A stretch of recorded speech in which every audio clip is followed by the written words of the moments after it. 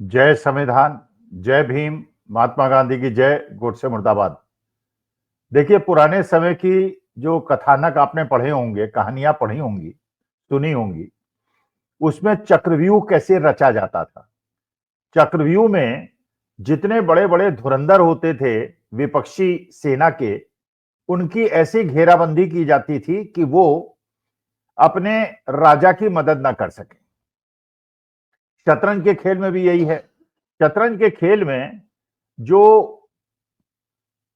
वजीर है, जो रानी है, जो हाथी है, घोड़ा है, उसको चारों तरफ से ऐसे घेरा जाता है कि कोई एक दूसरे की मदद ना कर सके। यही चीज आप फुटबॉल और क्रिकेट और हॉकी में देखते होंगे, जिसे कहते हैं मैन टू मैन। बिल्कुल देखना कि कोई भी लेफ्ट विंगर हो, राइट विंगर हो, सेंट्रल फॉरवर्ड हो, कोई भी ऐसा ना हो जो अनचेक्ड रह जाए। उसको ऐसे चेक करें कि वो मूव ना कर सके, वो आगे ना कर सके और आपके गोल पे वार ना कर सके। इसी प्रकार से लगता है कि आज का जो भारत का राजनीतिक परिवेश है, उसमें जो राजा है, लोकतंत्र में राजा तो नहीं कहना चाहिए, प्रजातंत्र में कहना नहीं चाहिए, लेकिन जिस प्रकार से आज के तारीख में बिहेवियर हो रहा है, जिस तरह से जनता की भावनाओं को भड़काया जा रहा है, उससे लगता है कि उससे अगर हम उदाहरण देंगे तो कोई बुरी बात नहीं। देखिए किस प्रकार की धोखाधड़ी देश की जनता के साथ हो रही है। महाराष्ट्र के अंदर चुनाव हुआ, कहा गया कि हम बहनों को, बेटियों को 2100 रुपए महीना देंगे और लोन माफ करेंगे, राइट ऑफ करेंगे किसानों का। बजट कल पेश हुआ महाराष्ट्र का। न तो 2100 रुपए देने की जो बात वादा किया गया था उसको पूरा किया गया, और न जो लोन राइट ऑफ करने की बात थी किसानों की, उसकी कोई जिक्र हुआ। इसका मतलब यह है कि चुनाव जीतने के लिए तो ये गारंटी का और जुमलों का उपयोग किया गया, उसके बाद जनता को उसके हाल पे छोड़ दिया गया। ये क्या धोखाधड़ी नहीं है क्या? नंबर एक। नंबर दो, दिल्ली के अंदर कुछ ही दिन पहले सरकार बनी है रेखा गुप्ता जी की। पहले कहा गया था कि महिलाओं को 2500 रुपए मिलेंगे। अब वो 2500 रुपए जो महिलाओं को मिलने वाले थे वो टाल दिए गए। अब उसके अंदर कंडीशंस, ऐसी कंडीशंस लगा दी गई हैं कि शायद 1-2% ही महिलाएं उसके अंदर, क्योंकि दिल्ली के अंदर जब किराया बहुत ज्यादा है और हर तरह का दाम बहुत ज्यादा है, वहां पर कोई भी व्यक्ति ऐसा नहीं होगा जिसके परिवार की इनकम वो होगी जिसको भारतीय जनता पार्टी कह रही है उससे कम इनकम होने पर उनको यह धनराशि मिलेगी। माने पूरा केस जो है वो धोखाधड़ी का है। लेकिन देखिए, जो परमेश्वर है, जो प्रकृति है, वो भी अपने हिसाब से बदला लेती है। और आज के तारीख में अगर आप बारीकी से देखेंगे तो भारत के राजनीतिक परिवेश में भारतीय जनता पार्टी के राजा माननीय नरेंद्र मोदी जी और उनके सेनापति माननीय अमित शाह जी और उनके जितने भी मुख्य पात्र हैं उनकी सेना के, वो अपने अपने मसले में सारे के सारे घिरते जा रहे हैं और इतनी बुरी तरह से घिरे हैं कि उनके निकलने की कोई संभावना नजर नहीं आ रही। एक एक करके नाम लेते हैं कौन कौन ऐसे उनके महत्वपूर्ण और मजबूत सिपाहीदार हैं जिन पे प्रकृति ने उन पे घेरा डाल दिया है और उनका निकलना इतना मुश्किल हो गया है कि वो अपनी मदद करें या राजा की मदद करें। इसलिए राजा मॉरिशस की यात्रा पे चले गए। यहां पार्लियामेंट के अंदर बात हो रही है चुनाव आयोग की और वो मॉरिशस चले गए हैं। इसका मतलब यह है कि वो भी समझ रहे हैं कि मामला अब थोड़ा गंभीर होता जा रहा है। कौन कौन सिपलदार हैं? एक सबसे जो उनके नजदीकी हैं अमित शाह जी, गृह मंत्री। फिर Ajit Doval, chief security adviser, national security adviser. इसके बाद गौतम अडानी जी, इसके बाद मुकेश अंबानी जी, और इसके बाद चुनाव आयोग। ये इनके 5 ऐसे सहयोगी हैं जो मोदी जी की हर प्रकार से मदद करते हैं और एक दूसरे की ये लोग मदद करते हैं, एक दूसरे को बचा के निकल जाते हैं। लेकिन अगर 5 के 5 एक साथ घिर जाएं और कुछ डोनाल्ड ट्रंप की वजह से घिर जाएं, कुछ भारत के विपक्ष की वजह से घिर जाएं और कुछ सर्कमस्टेंशियली घिर जाएं, कुछ ऑस्ट्रेलिया में जो नई घटना हुई है उसकी वजह से घिर जाएं। तो जो एक प्रकृति का नियम है उतार चढ़ाव, उसका अब उतार हम देख रहे हैं। अभी तक हमने चढ़ाव देखा है पिछले 10-11 साल से। एक एक करके सबका जिक्र करते हैं। अमित शाह साहब परेशानी में हैं क्योंकि जिस प्रकार से कनाडा के अंदर एक तथाकथित, जिसको भारत सरकार कहती है कि वो आतंकवादी है, उसकी हत्या हुई, उसमें डोवल साहब घेरे में आ गए। अमित शाह जी का नाम भी आया, लेकिन सीधे नहीं आया, अजीत डोवल साहब का नाम आया। लेकिन जो अमेरिका के अंदर पन्नू के ऊपर आक्रमण हुआ, अटैक हुआ, दूसरे देश के सिटीजन के ऊपर अटैक हुआ, उसमें अमित शाह जी भी घेरे में आ गए। तो अमित शाह जी अपने को बचाए, और इसीलिए आपने देखा होगा कि अमित शाह आजकल अमेरिका की तरफ जा नहीं रहे हैं। पहले भी नहीं गए, वो तो मोदी जी किसी और को जाने ही नहीं देते। पूरी विदेश यात्रा में न विदेश मंत्री होते हैं, न रक्षा मंत्री होते हैं। जो रक्षा सौदे होते हैं वो भी मोदी जी करते हैं, कोई फाइनेंशियल डील होती है तो भी, मतलब मोदी जी ही सब कुछ करते हैं। तो अमित शाह तो इस प्रकार से, अजय डोवल साहब उस प्रकार से समस्या में आ गए। इसके बाद गौतम अडानी साहब तो कई दिनों से समस्या में हैं। सरकार उनकी मदद करने की कोशिश कर रही है, एलआईसी उनकी मदद करने की कोशिश कर रही है, सरकारी तंत्र उनकी मदद करने की कोशिश कर रहा है। लेकिन गौतम अडानी साहब पे जो वहां एससीसी और एफबीआई ने केस लगा रखा है, और जिसमें अमेरिकन एफबीआई और एससीसी ने भारत सरकार से निवेदन किया है कि गौतम अडानी जी को ये सम्मन सर्व कर दीजिए। इसका मतलब यह है कि अगले 2-3 महीने गौतम अडानी जी के लिए बहुत ज्यादा परेशानी वाले हैं।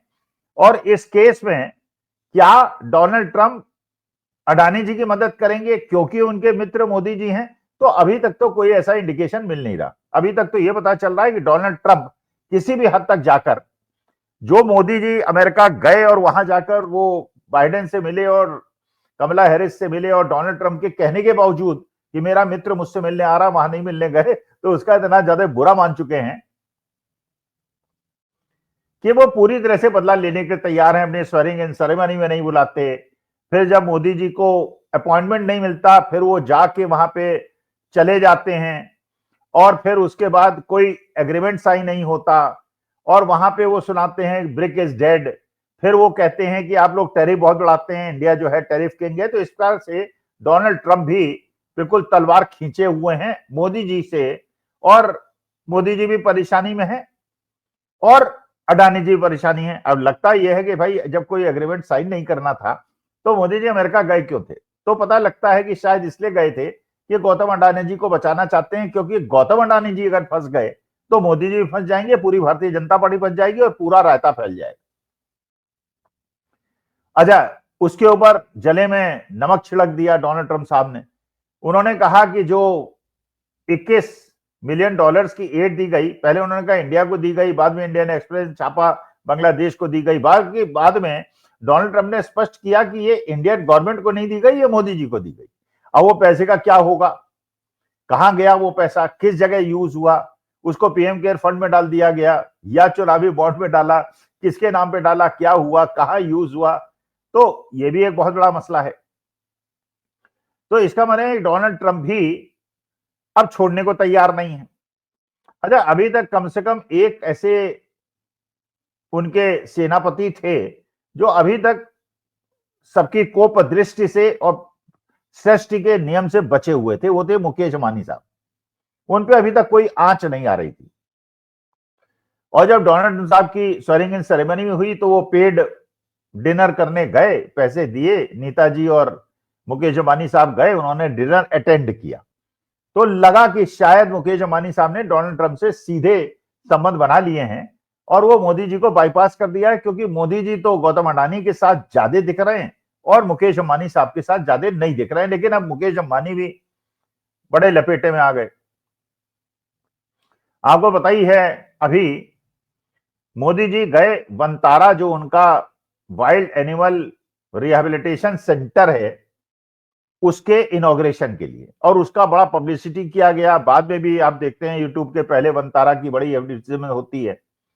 लेकिन ये हम लोगों को भी सोचने का विषय था कि जू तो बिना सरकार, और वो भी सरकार की अनुमति के और सुप्रीम कोर्ट की अनुमति के, जू तो बन नहीं सकता।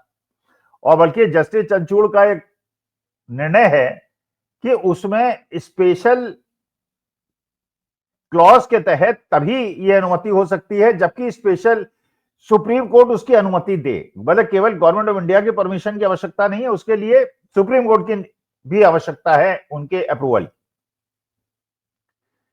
अच्छा, इसके बाद जो साउथ अफ्रीका, जहां से वाइल्ड एनिमल बुलाए गए और टाइगर्स बुलाए गए और लॉयंस बुलाए गए, लाए गए, जो अंतरराष्ट्रीय नियम है, वन्य कानून है, उसके तहत आप एनिमल्स का एक्सचेंज कर सकते हैं, उसका एक्सपोर्ट इंपोर्ट नहीं कर सकते, उसको खरीद बेच नहीं सकते। आप केवल ये करें कि भारत के अंदर जो चीज ज्यादा पाई जाती है दूसरे देशों में भेजा जाए, उनके जू में भेजा जाए, उनके यहां से यह लाया जाए। लेकिन ये पता चला, और साउथ अफ्रीका के जो वहां के पर्यावरणविद हैं, उन्होंने वहां की सरकार को यह पत्र लिखा कि ये जो अंबानी जी का, मुकेश अंबानी साहब, उनके पुत्र अनंत अंबानी साहब का ये जो रिहैबिलिटेशन सेंटर वाइल्ड एनिमल्स का चल रहा है, ये कानून विरुद्ध है, और साउथ अफ्रीका से जो एनिमल्स एक्सपोर्ट किए गए हैं और उसके लिए कुछ पेमेंट किया गया है, ये गैर कानूनी है और इस पर दंडात्मक कार्रवाई होनी चाहिए। तो मुकेश अंबानी साहब भी लपेटे में आ गए, अनंत अंबानी साहब भी लपेटे में आ गए, और मोदी जी ने क्योंकि इनॉग्रेशन में गए थे तो वो भी लपेटे में आ गए।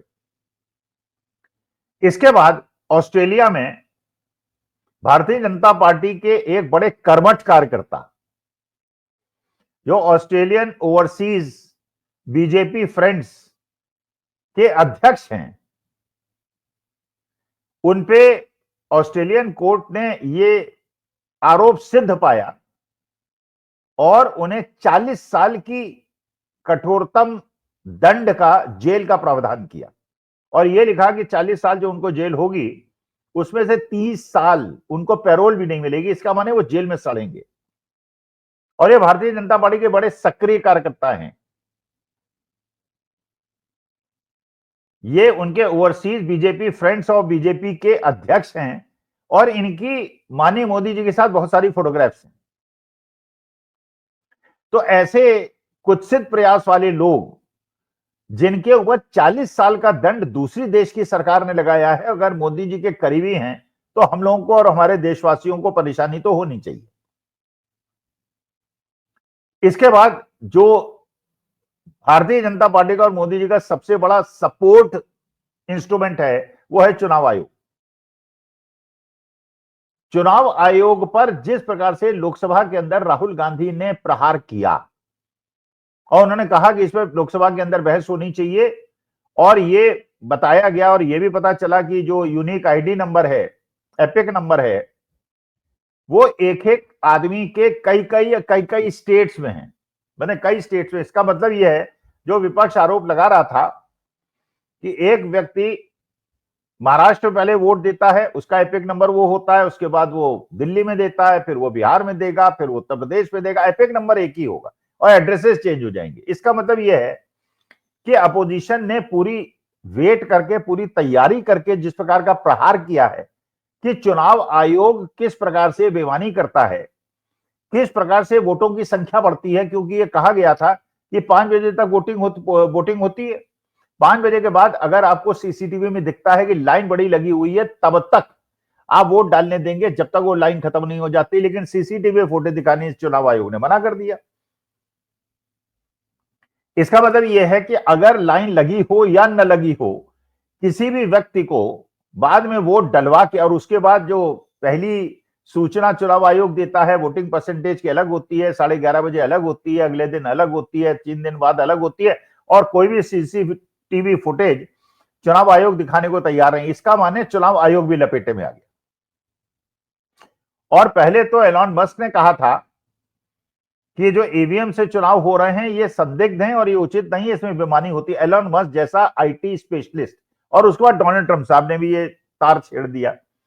इसका मतलब यह है कि डोनाल्ड ट्रंप और एलन मस्क ने ये डिसाइड कर लिया है कि भारतवर्ष के अंदर जो लोकतंत्र की हत्या हो रही है, उस लोकतंत्र को प्रिजर्व करने के लिए, उसको बचाने के लिए वो वही काम करेंगे जो भारत का विपक्ष कर रहा है और हम आप यूट्यूबर्स कर रहे हैं।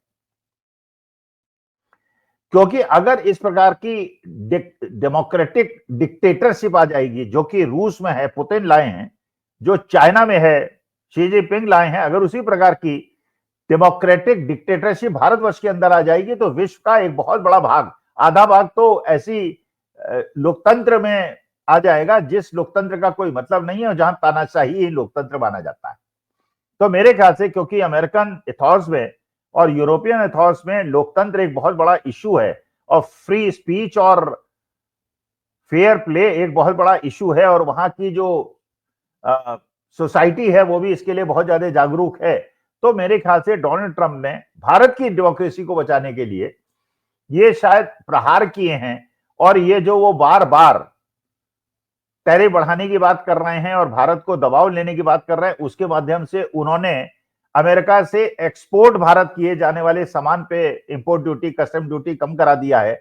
और जो वो कह रहे हैं कि there is somebody who can expose, इसका मतलब यह है वो इनडायरेक्ट मैसेज दे रहे हैं कि तुम्हारे बहुत सारे लोग मेरे पास फंस गए हैं, गौतम अडानी भी फंस गए हैं और पन्नू के मामले में, और पन्नू को स्वेरिंग इन सेरेमनी में बुलाने का मतलब यह है वो ये चाहते हैं कि उनके देश के सिटीजन को अगर कोई विदेशी सरकार उनके देश के अंदर अटैक करती है तो उसको हल्के में नहीं लेंगे।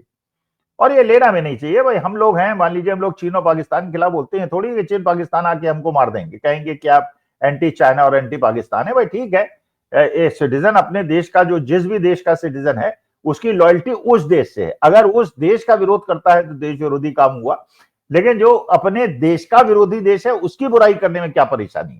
तो Pannu has a right to say something which may be not as per our ethos because he is not our citizen। वो भारत का सिटीजन नहीं, वो अमेरिका का सिटीजन है। तो उसके लिए भारत या कनाडा की सरकार से ही निवेदन भारत सरकार को करना चाहिए कि हमारा घोषित आतंकवादी है, इसके ऊपर आप एक्शन लीजिए, बनिस्पत सीधे उस पर अटैक करने का। तो मुझे लगता है अगले 1-2 महीने बहुत ज्यादा इंटरेस्टिंग होंगे। मोदी जी भी घेरे में हैं, अमित शाह भी घेरे में हैं, अजय डोभाल भी घेरे में हैं, चुनाव आयोग भी घेरे में है, मुकेश अंबानी साहब भी घेरे में हैं और गौतम अडानी साहब भी घेरे पे है। तो पूरा का पूरा जो उनका तंत्र है वो एक दूसरे की मदद करने की स्थिति में इसलिए नहीं है कि सब कहीं ना कहीं फंसे हुए हैं, कहीं ना कहीं उलझे हुए हैं। नमस्कार, धन्यवाद, प्रणाम।